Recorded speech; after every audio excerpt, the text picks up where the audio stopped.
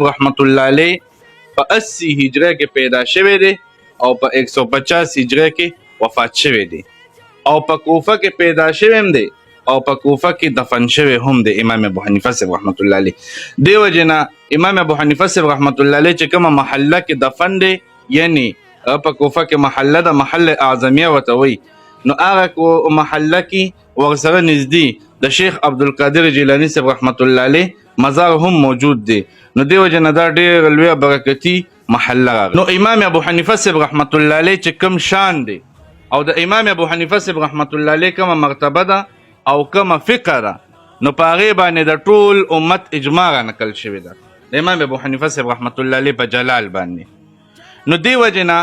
امام اهل الشام امام اوزاعی رحمت الله علیه فرمای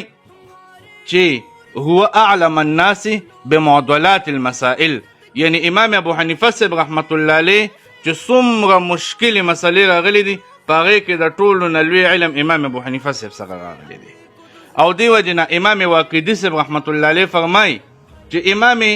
مالک صاحب رحمت الله علیه به د امام ابو حنیفه صاحب رحمت الله علیه په مسایلو باندې فتوا ورکوله وقت کان لا یظهره خو دا به نه ظاهروله چې دا مسایل د امام ابو حنیفه صاحب رحمت الله علیه دی بلکې ظاهروله به نه او د امام ابو حنیفه صاحب رحمت الله علیه په مسایلو باندې به فتوا ورک. نو دا ټول امامان چې څومره راغلي دي دا ټول امامان یا د امام ابو حنیفه صاحب رحمت الله علیه شاګردان دي او یا د شاګردانو شاګردان دي. نو د دې وجې نه د امام ابو حنیفه صاحب رحمت الله علیه چې دا کوم مذهب دی نو دا اولا هم دی او راجح هم